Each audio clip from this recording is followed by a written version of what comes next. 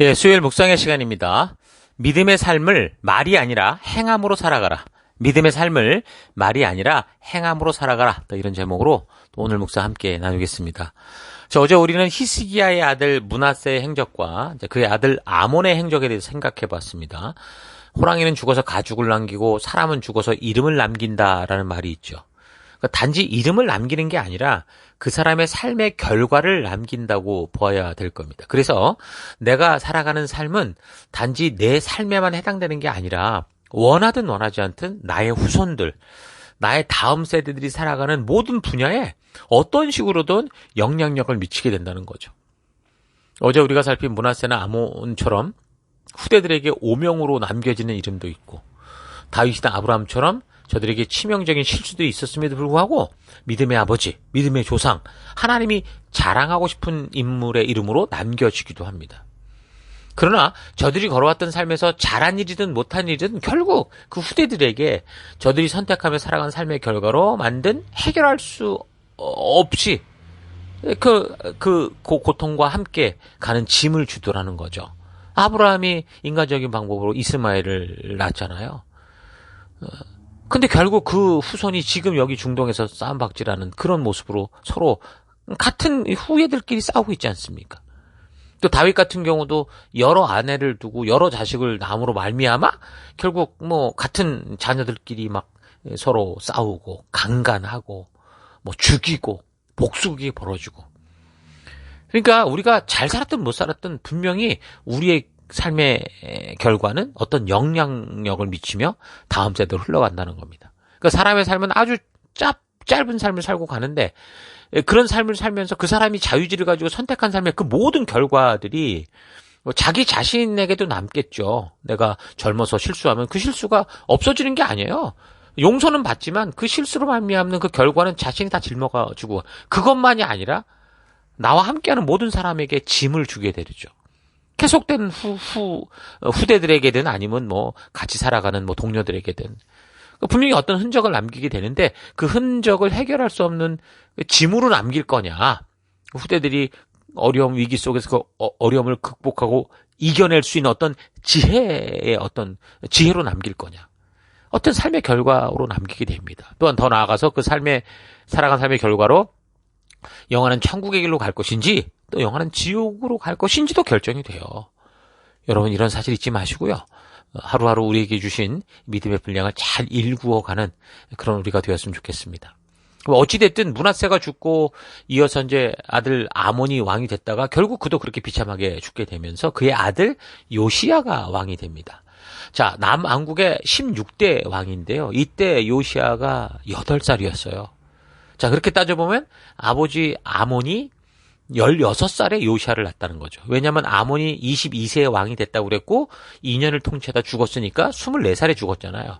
저 그렇게 따지면 그때 이제 요시야가 8살이라니 그러면 이제 아몬이 요시야를 16살에 낳았다라는 걸 알 수 있습니다.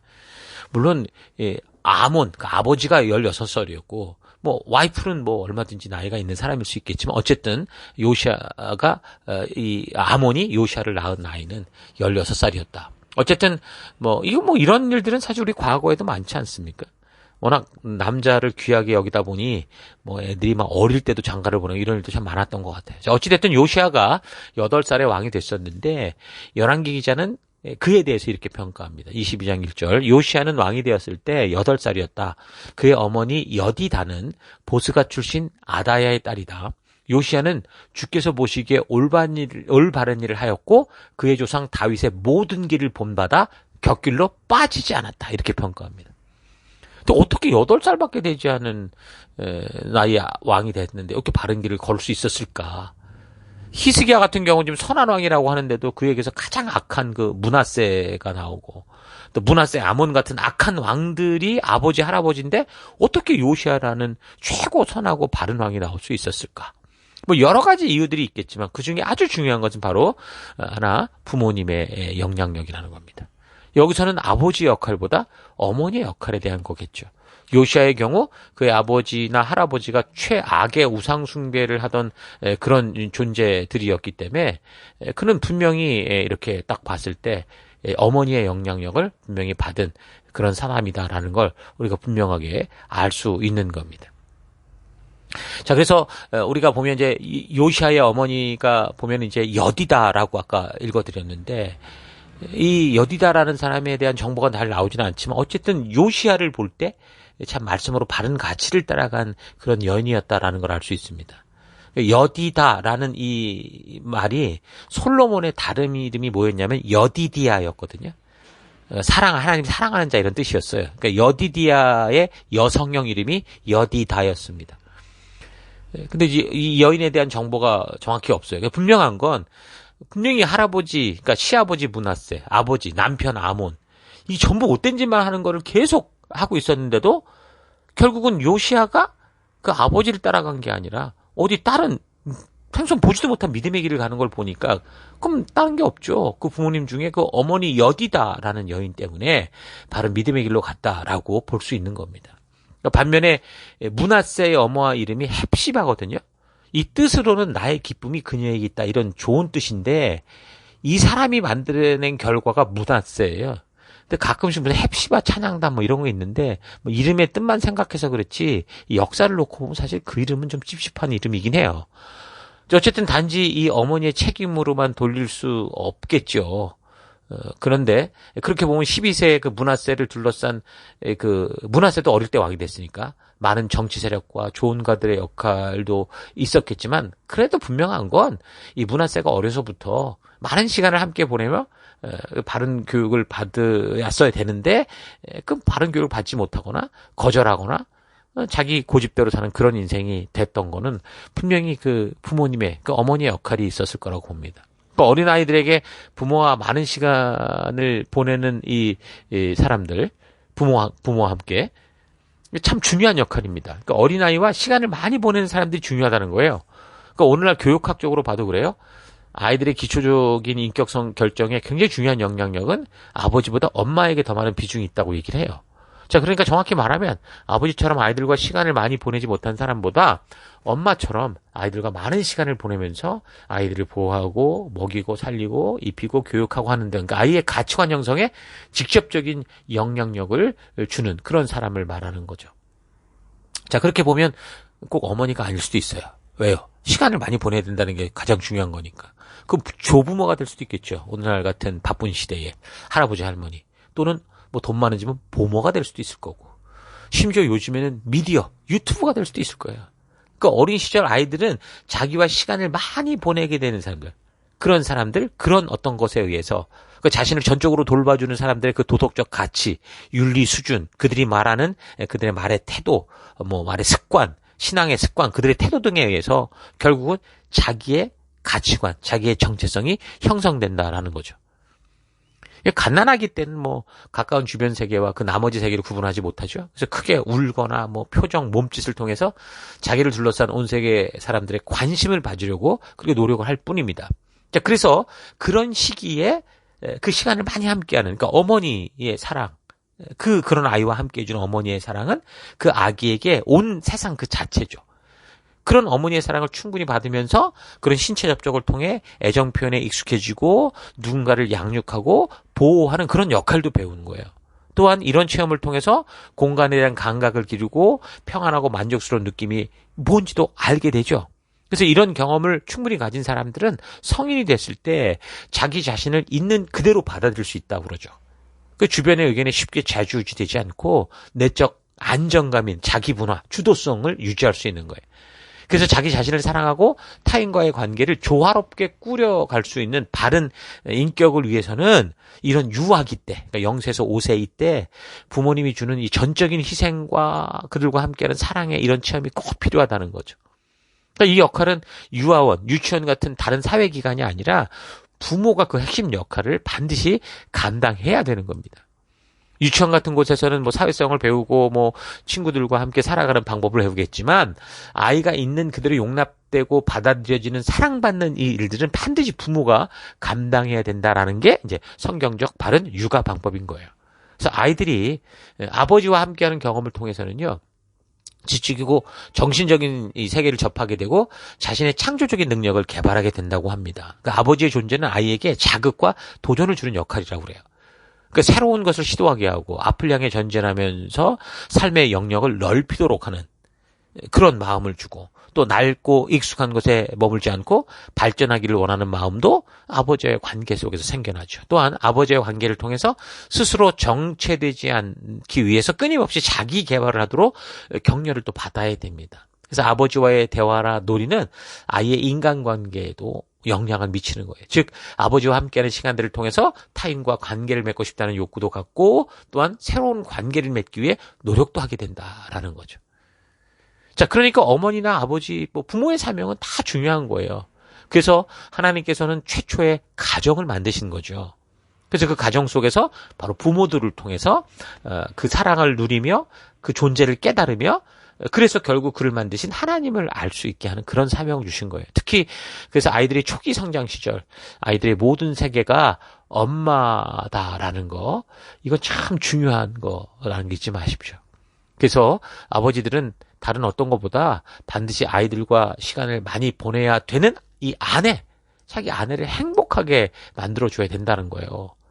아내의 안정감은 아내를 존중하고 그대로 사랑하는 남편에게서 나오는 거고, 그로 인해 생기는 아내의 자신감과 평안은 결국 그 부부의 아이들에게로 온전하게 흘러가게 돼서 아이들이 하나님이 만드신 참된 가정의 행복 속에서 하나님이 창조하신 건강한 인격으로 성장할 수 있게 되는 거예요. 그래서 지금 미혼인 청년들은 이 말을 좀 잘 듣고 좀 고민을 해야 됩니다. 그래서 배우자를 찾을 때 어떤 좋은 사람을 찾기보다 먼저 자신이 서로 존중하고 존경하고 하나님 중심의 가치를 가진 사람으로 여러분 스스로가 성장해야 되고, 그리고 무엇보다 똑같이 말씀의 가치를 소중히 여기며 살아내는 그런 남자, 그런 여자를 만나야 됩니다. 자녀를 바른 성경의 가치로 교육할 수 있는 그런 남자, 말씀의 가치를 따라 믿음의 거룩한 성품과 태도로 자녀를 교육할 수 있는 그런 여자들을 만나야 되는 거죠. 그래서 우리가 교회 안에서 함께 말씀의 가치 안에 열심히 자라다 보면 그렇게 하나님이 주신 거룩한 짝들을 만날 수 있을 거라 봅니다. 아무튼 남편들은 아내에게 제발 아이처럼 되지 말라는 거죠. 아내에게 자녀들 말고도 또 하나의 아이가 돼가지고 짐이 돼서는 안 돼요. 우리 집에 애가 셋 있어. 근데 보니까 아들이 둘밖에 없어. 하나는 또 누구냐면 결국 남편인 거야. 이런 식이 되지 말아야 된다는 거죠. 남편은 아내의 존경을 받고 아이들로 하여금 아버지를 통해 하나님을 볼 수 있는 존재가 되어야 됩니다. 가정의 제사장이 되어서 자녀들에게 하나님의 말씀에 기초를 심어주고 삶의 온전한 방향을 제시하고 그런 하나님의 부르심을 따라 나아가게 하는 그 믿음의 아버지들이 되어야 되고, 또한 아내에게도 제사장으로서의 존중받고 존경받는 그런 삶을 살아가야 되는 거예요. 자녀들의 가슴에 하나님의 말씀을 심는 것에 대해서 사실 여러분 교회 학교 주일날 보내면 되지 않냐, 이건 아니에요. 보조적인 거예요. 이거는 시간을 많이 하는데 중요한 거라니까요. 그럼 가정이잖아요. 가정이 너무 중요한 거예요. 그래서 하나님께서 가정의 가장인 아버지에게 맡기신 가장 첫 번째 중요한 사명이 바로 그래서 이 가정이 하나님의 성전이 되게 하는 거예요. 그래서 부부가 함께 힘써서 아이들을 하나님의 말씀의 가치관으로 그 삶의 기준 삼을 수 있도록 끊임없이 협력하고 노력하고 그들의 실수 속에서도 바르게 서고자 하는 그런 일들이 중요하다라는 거 잊지 마시기 바랍니다. 자, 어쨌든 요시아가 8살에 왕에 그렇게 즉위하고 8년째 되던 때에 16살 때가 됐겠죠. 그때 보니까 주도적으로 하나님을 찾아가는 걸 봐요. 자, 그런 걸 봐도 8살이 뭘 압니까? 그러니까 끊임없이 어머니가 그 아이를 바른 길로 인도하고 있었다라는 거죠. 역대하 34장 3절. 요시아는 왕이 된 지 8째 해에 아직도 매우 어린 나이에 조상 다윗의 하나님을 찾기 시작했다, 이렇게 얘기를 합니다. 중고등학생들도 이걸 잘 봐야 돼요. 이 요시아 왕을 그래서 잘 벤치마킹 하시고 맨날 어린애처럼 이거 달라 저거 달라 이거 해라 저거 해라 그런 배은망덕한 짓 하지 마시고 바르고 빠르게 하나님의 말씀을 따라 주도적인 그런 사람이 되어가기 바랍니다. 더불어 고등학교를 졸업한 후 청년들은 더 이상 세상의 상황과 환경을 핑계대고 방황하고 그러지 말고 하나님 말씀에 깊이 들어가야 돼요. 요시아처럼 하나님의 말씀이 인도하여 주는 그 가치를 따라 이제 여러분에게 펼쳐지는 그 세속의 세상 속에서 정말 진정한 하나님의 말씀으로 승리하는 그런 순종의 사람들, 다윗처럼 다니엘처럼 돼야 돼요. 요시아가 지금 중3, 고1의 나이에 그렇게 주도적으로 하나님의 말씀대로 이제 살기 시작했는데 그가 20살이 되던 해에는요, 온 나라 구석구석을 다 뒤집어 엎어버리고 우상의 흔적들을 다 없애는 놀라운 종교개혁까지 일으킵니다. 뭐 그 당시 아수르가 흔들거릴 때였기 때문에 이쪽 가나안 땅 쪽으로는 별로 통제가 잘 안 됐어요. 그래서 요시야 왕은 그 북왕국 지역까지 다윗 시대의 영토 전체, 그러니까 12지파가 살아가던 지역 전체를 대상으로 우상의 제단들을 부수고 우상이나 우상을 섬기던 사제들의 뼈까지 막 가루로 만들어서 다 뿌려버리는 그런 일을 했어요. 여러분, 근데 이게 놀라운 게 뭐냐면 바로 이런 일을 할 거라고 300년 전에 한 선지자가 예언했던 그 일이 그대로 성취됐다라는 거죠. 열왕기상 13장. 그러니까 요시야 왕의 시대로부터 따지면 300년 전인데 북이스라엘의 그 첫 번째 왕이었던 여로보암이 하나님을 금송아지로 바꿔버렸잖아요. 그리고 베델과 단에 그런 그 거짓 제단을 쌓고 거기서 막 제사를 드리려고 할 때 그때 하나님께서 보낸 선지자가 했던 예언이 바로 요시야가 하는 이런 일이었습니다. 그 열왕기상 13장 1절부터 보라 그때에, 그러니까 여로보암이 엉뚱한 제사 드릴 때 하나님의 사람이 여호와의 말씀으로 말미암아 유다에서부터 베델에 이르니 마침 여로보암이 제단 곁에 서서 분향하는지라. 하나님의 사람이 제단을 향하여 여호와의 말씀으로 외쳐 이르되 제단아 제단아 여호와께서 이와 같이 말씀하시기를 다윗의 집에 요시야라 하는 이름하는 아들을 낳으리니 그가 너의 위에 분향하는 산당 제사장을 너의 위에서 제물로 바칠 것이요 또 사람의 뼈를 너 위에서 사르리라 하셨느니라. 그 300년 전 북왕국을 부탁받았던 첫사람 여로보암 왕이 자신의 욕심과 교만으로 하나님의 형상을 우상으로 바꾸던 바로 그때 하나님이 보낸 선지자가 했던 그 예언 그대로 그 이름 하나 틀리지 않고 그대로 이루어진 거죠. 그게 요시야 왕입니다. 그러니까 세상의 역사는 우리 눈으로 볼 때 자유의지를 가진 사람들로 인해서 얽히고 꼬이고 풀 수 없는 그냥 그런 실타래처럼 됐다고 해도 결국은 뭐예요? 하나님의 말씀대로 가는 그 길만 온전하다라는 거 잊지 마십시오. 그 말씀대로 이루어질 거예요. 그러므로 여러분 살아가면서 지금 보이는 억울한 일들, 뭐 회복될 것 같지 않은 이 세상의 그런 일들을 보면서 괜히 하나님 원망하고 그러지 마십시오. 오히려 하나님 더 굳게 믿고 하나님 그 말씀대로 이루어질 줄 믿습니다. 이런 믿음으로 정말 진정한 부르심의 길을 따라가는 여러분 되기를 바라요. 실천하는 신앙이 없다면 그 사실 착각 신앙이죠. 거짓 신앙. 뭐 가끔씩 이 임신에 대해서도 이렇게 그 착각으로 임신하는 분들 있더라고요. 몸에 막 그런 증상이 진짜 나타나고 이럴 정도로. 신앙도 그렇다는 거예요. 하나님의 말씀대로 살아감에 있어서 실천의 문제에 있어서는요. 순종의 문제에 있어서는 나이가 문제가 아니에요. 마음의 문제예요. 결단의 문제라고요. 그래서 오히려 어린아이들일수록 순수하다 보니까 들은 말씀 그대로 순종하는 삶을 살고자 하죠. 그래서 예수님도 어린아이 같은 자들이 그 천국에 올 거라고 얘기를 하잖아요. 그래서 하나님을 오해하고 믿음을 오해하고 있는 성인들 같은 경우는 워낙 잡생각들이 많다 보니 욕심과 본능과 욕정이 많다 보니 하나님 말씀대로 잘 살지 않고 하나님도 이용해 먹으려고 하는 경향이 있습니다. 성도의 말씀대로의 순종의 삶이라는 게 어떤 기적과 표적 같은 일을 만들고 뭐 기도하는 대로 뭐가 이루어내는 이런 걸 말하는 게 아니고요. 어떤 상황과 환경 속에서도 하나님이 말씀하셨으니 그 말씀대로 이루어질 것을 믿고 그 말씀의 가치와 의도를 따라 살아가는 걸 말하는 거예요. 내가 속한 나라, 사회, 문화가 어떤 가치를 따라 지금 이 세상에 어떤 유행을 따라가든지 그런 가치 중에 하나님의 말씀과 맞지 않는 것은 따라가지 않는 거고 하나님 주신 그 가치대로 살아가는 것, 그 길을 걷는 것. 그게 성도로 부름받아 열방의 제사장이요 하나님 나라 백성으로 거룩하게 구별된 사람들의 삶의 모습인 거죠. 다시 말해서 말씀대로의 실천이 있는 삶, 순종이 있는 삶이 바로 하나님 나라 백성의 삶이다라는 겁니다. 그래서 믿음의 삶은 말로 하는 게 아니고요. 행함으로. 우리가 보면 아는 거예요, 보면. 그러니까 요시야 왕은 그렇게 어려서부터 어머니의 귀한 교육과 또 요아스 같은 사람도 예전에 기억하시는데 그 여호야다 제사장 때문에 겨우 살아났던 그 아달랴 할머니가 다 죽일 때 살아났던 그 왕 같은 경우도 그 주변에 그 여호야다 제사장이 도울 때 바른 믿음의 길을 걸었잖아요. 근데 이 여호야다의 도움을 받던 요아스 왕 같은 경우 그 의존적이다 보니 나중에 그 제사장이 죽으니까 완전히 타락의 길로 갔단 말이에요. 그런데 여기 요시야 왕 같은 경우는 그러지 않았어요. 아주 실천적이고 주도적인 행함의 삶을 살았습니다. 믿음의 삶에 있어서 스스로 행할 수 있는 그 주도성이 너무 중요해요. 뭐 목사가, 뭐 장로가, 집사가 누가 부탁해서 한다. 이렇게 해서는 바르게 될 수가 없어요. 그래서 하나님께서 사람을 자유의지를 주어 창조하셨다고 했었는데 그래서 하나님이 바라시는 건 바로 그러는 거예요. 바로 사람 스스로 믿음으로 주도적으로 나와서 하나님의 뜻이 무엇인지를 알고 하나님의 의도를 따라 살아가는 거죠. 그러니까 요시야 왕의 모습을 통해 우리는 그런 모습을 잘 보면서 나의 삶에서도 과연 그런 게 있는가? 좀 잘 되돌아보시고 우리가 주도적이지 못한 그런 부분이 있다면 자꾸 핑계대고 변명하는 그런 게 있다면 회개하고 돌이켜서서 우리 주님이 부르시는 그 믿음의 길, 하나님이 정말 나를 찾으시는 동행하시고자 하는 그 길로 주도적으로 걷는 여러분과 제가 되기를 바랍니다.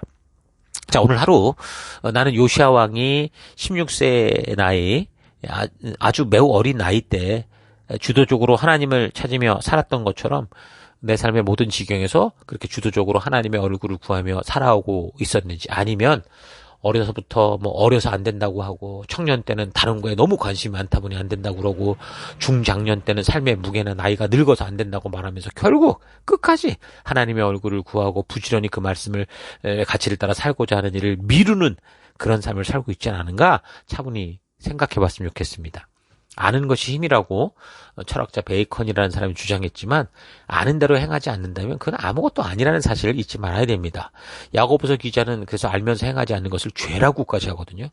그러므로 사람이 선한 일을 할 줄 알면서도 하지 않으면 그것은 죄가 됩니다. 야고보서 4장 17절. 우리는 믿음으로만 구원을 얻는다는 것을 압니다.